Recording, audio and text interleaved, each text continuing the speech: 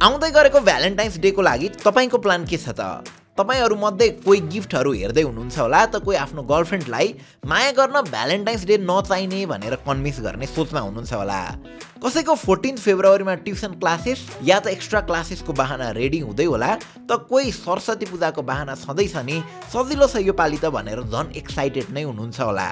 Centuries अगाडिबाट सुरु भएको भ्यालेन्टाइन्समा चकलेट र कार्ड साडासाड गर्ने चलन त थियो नै, अझ अहिले त ग्यालेन्टाइन, ग्रुप सेलिब्रेसन र सेल्फ लभ जस्ता नयाँ कन्सेप्टहरू पनि आएको छ। 14 फेब्रुअरी भन्दा 7 दिन अगाडिबाट नै teddy day, rose day, kiss day, chocolate day हुँदै सेलिब्रेट गर्ने यो ट्रेडिसन के साँच्चीकै प्रेमको अवसर हो त कि फिलिङको थ्रुबाट मार्केटिङ गर्ने कर्पोरेट मेसिनले जन्माएको मास्टर प्लान हो?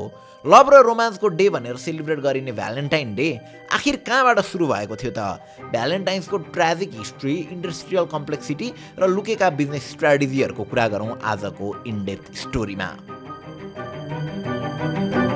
भ्यालेन्टाइन्स डे को सुरुवात 496 एडी फेब्रुअरी 14 यानि कि 5th सेन्चुरीबाट भएको थियो।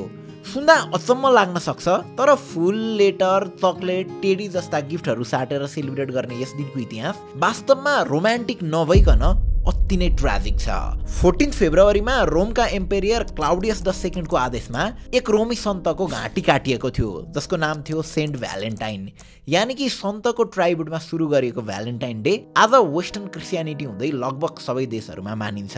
तर आखिर को थिए त सेन्ट भ्यालेन्टाइन र यति ठुलो सजाय पाउनुमा उनले के गल्ती गरेका थिए त? क्याथोलिक डिक्सनरीका अनुसार सेन्ट भ्यालेन्टाइन एक इटलीमा बसोबास गर्ने बिशप यानि कि क्रिस्चियन धर्मका एक विशेष पदाधिकारी थिए। त्यति बेला रोममा छिमेकी राष्ट्रहरूबीच लडाईँ भइरहेको हुन्थ्यो। त्यो समयका रोमी एम्पेरियर क्लाउडियस II एकदमै एम्बिसियस रुलर थिए। युद्धमा लड्नका लागि ठुलो संख्यामा आर्मीजको आवश्यकता हुन्थ्यो जसलाई आफ्नो परिवारको माया मारेर लामो समयसम्म ब्याटलफिल्डमा जानु पर्थ्यो।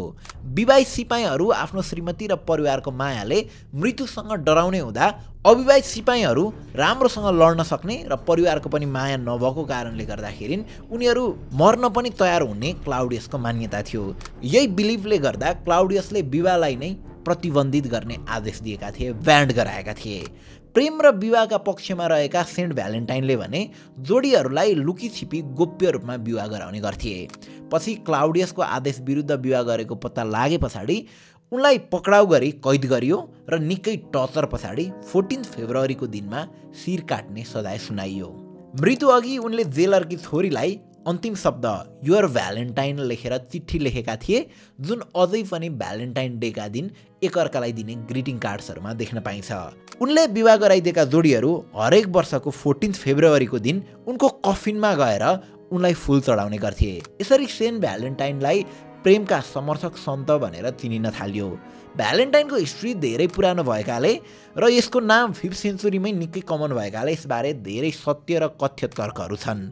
कोही चाहिँ जेलरको छोरीसँग सेन्ट भ्यालेन्टाइन प्रेममा भएको आर्ग्यु गर्छन् भने कोही रोममा बढ्दो क्रिस्चियनिटीसँगै लुपर क्यालिया फेस्टिभललाई रिप्लेस गराएर भ्यालेन्टाइन डे भएको भन्ने मान्यता पनि राख्छन्। लुपर क्यालिया फेस्टिभल भनेको चाहिँ महिलाहरूको फर्टिलिटी बढाउनको लागि जनावरको सेक्रिफाइस गर्ने र त्यही जनावरको छाला हड्डीले महिलालाई फिजिकल्ली एब्युज गरेर मनाइने एन्सियन्ट रोमको अति नै क्रुअल फेस्टिभल थियो। पछि शेक्सपियर, ग्ल्यासियस, चौसर जस्ता फेमस राइटरहरूले यो शब्द फिलोसोफीमा धेरै प्रयोग गरेपछि 15th सेन्चुरीबाट भ्यालेन्टाइन डे अझ पपुलर भयो अनि सेन्ट भ्यालेन्टाइनलाई लभ र एफेक्सनको प्रतीक मानियो। त्यस पछाडि हरेक वर्ष जोडीहरूले एकअर्कालाई एफेक्सन देखाउनकै निम्ति 14 फेब्रुअरीको दिन हातले लेखेको लेटर, कार्ड, चकलेट, फुल र नटहरू दिन थाले। नेपालमा पनि 90s को दशकको अन्त्यतिर टेलिभिजन र अन्तर्राष्ट्रिय मिडियाहरूको प्रवेशसँगै भ्यालेन्टाइन डे मनाउने ट्रेन्ड आयो।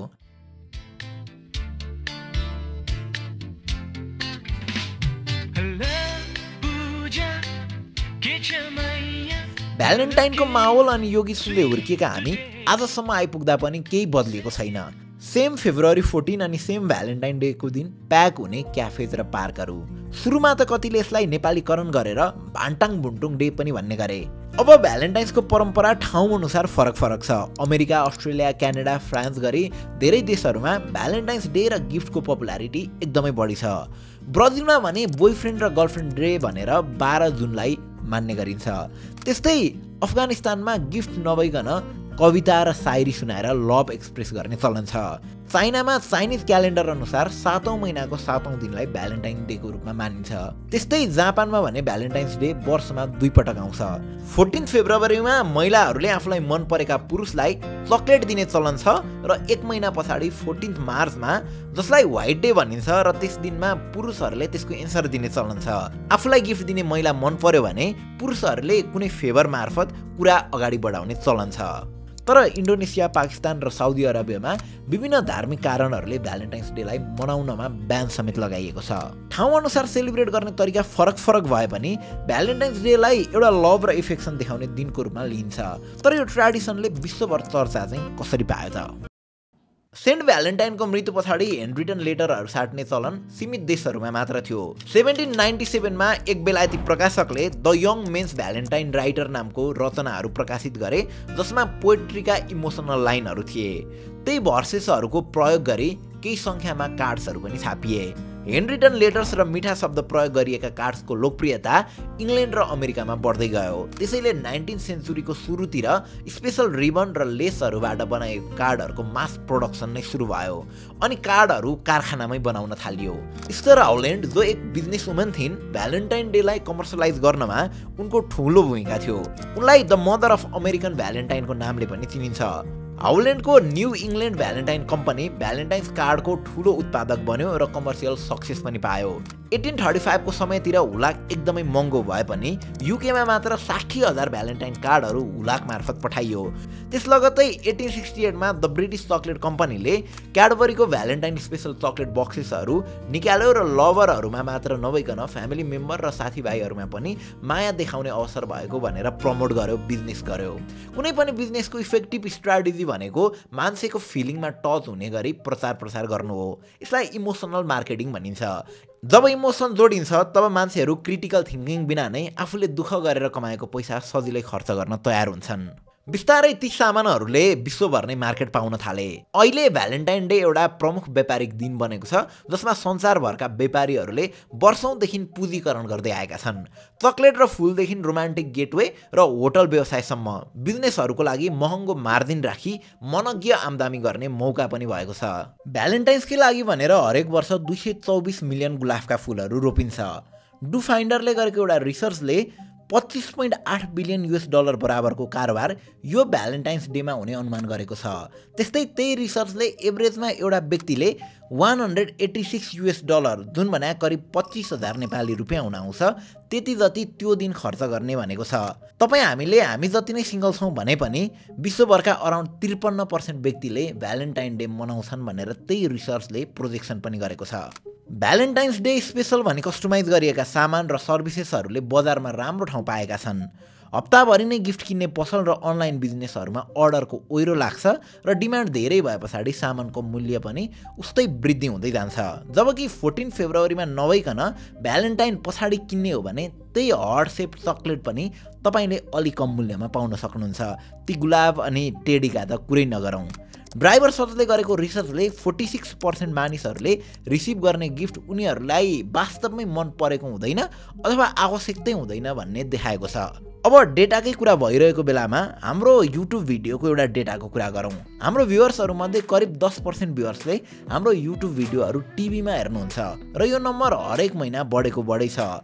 हाम्रो भिडियोजहरू बिगर स्क्रिनमा फ्यामिलीसँगै बसेर हेर्दा थप रमाइलो र ज्ञानवर्धक भइरहेको हाम्रो भ्युअर्सहरूले बताउँदै आउनु भएको छ। र यसरी युट्युब भिडियोज मात्र नभई मोबाइलमा हेर्न मिल्ने सबै कुराहरूलाई टेलिभिजनमा अझ बिगर स्क्रिनमा हेर्न मिल्ने बनाउनलाई वर्ल्डलिङ्कले नेट टिभी एटिभी यानि कि net TV android TV launch गरेको छ। फ्ललेस गेमिङ एक्सपिरियन्सदेखि लिएर गुगल प्ले स्टोरमा रहेका 5,000 भन्दा बढी एप्सहरू अब टिभीमै इन्जोय गर्न मिल्छ र अझ नेट टिभी एटिभीमा विशेष गरी टाइपिङलाई सजिलो बनाउनलाई भोइस सर्चको सुविधा पनि राखिएको छ अनि इन्ट्रेस्टिङली तपाईँले आफ्नो स्मार्टफोनलाई रिमोटको रूपमा युज पनि गर्न सक्नुहुन्छ।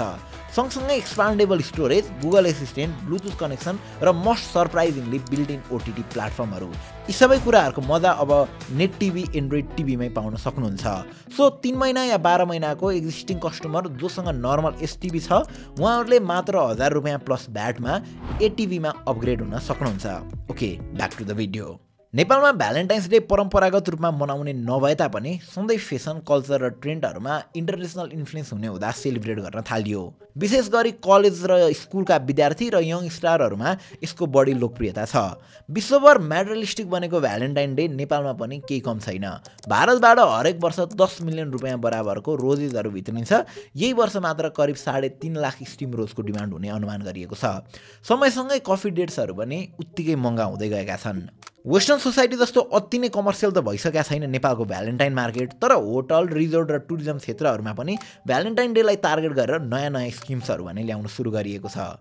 विभिन्न ब्रान्ड र कम्पनीजहरूले आफ्नो प्रोडक्ट बिकाउनकै निम्ति भए पनि भ्यालेन्टाइन डे स्पेशल भन्दै विभिन्न मिनी इभेन्टहरू लन्च गरिरहेका हुन्छन् र हेभी डिस्काउन्टहरू पनि दिइरहेका हुन्छन्।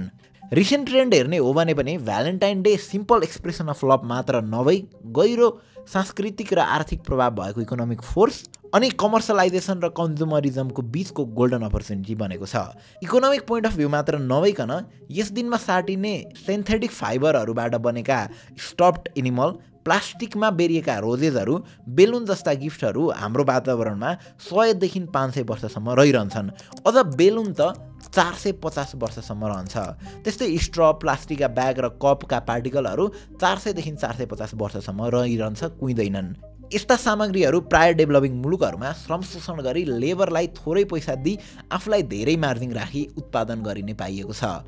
त्यस्तै लाखौँको सङ्ख्यामा आयात हुने कटिङ गरिएका रोजेजहरू नेचुरल्ली फलेको नभई ग्रिन हाउसमा फलिएको हुन्छ, जसबाट हजारौँ किलोग्राम कार्बन डाइअक्साइड रिलिज भई नेचुरल एक्सप्लोइटेसन भइरहेको छ। सिपाहीले हातले कोरेको लेटरबाट सुरु भएको ट्रेडिसनमा अहिलेको म्याटेरियलिस्टिक कन्सेप्टले मान्छेको वास्तविक भ्यालुज र सोसल नर्म्सहरूलाई नै च्यालेन्ज गरेको छ। त्यसैले गिफ्टलाई लभको ट्याक्स जस्तो नबनाई वर्षको 365 दिन नै लभर, साथीभाइ र फ्यामिली मेम्बरलाई एप्रिसिएट गरी लभड वानसँग क्वालिटी टाइम स्पेन्ड गर्न, कसैलाई माया गर्न भ्यालेन्टाइन डे चाहिँदैन। लोकल बिजनेसलाई सपोर्ट गर्ने, वातावरणमा नकारात्मक प्रभाव नपर्ने गिफ्टहरू छान्ने, सस्टेनेबिलिटी अपनाउने र म्याटेरियल पोजेसनभन्दा एक्सपिरियन्सलाई प्रायोरिटाइज गर्ने हो भने मौलिकतामा पनि केही असर पर्ने छैन र इकोनोमी र वातावरणमा पनि सकारात्मक चेन्जहरू देख्न पाइन्छ। तपाईँ रोमान्टिक डिनर प्लान गर्नुहोस् या एक्सपेन्सिभ भ्याकेसनमै जानुहोस्, हातले बनाएको उपहार दिनुहोस् वा महँगो गिफ्ट दिनुहोस्, सम्झिने भनेको उपहार होइन, तपाईले पार्टनरसँग स्पेन्ड गरेको क्वालिटी टाइम हो, तपाईको इफोर्ट हो, अर्को पर्सनलाई खुसी बनाउन गरिने इफोर्ट हो। एट द एन्ड के दिनुभयो, के गर्नुभयो भन्दा पनि आफ्नो पार्टनरलाई कस्तो फिल गराउनु भयो भन्ने कुरा महत्त्वपूर्ण हुन्छ।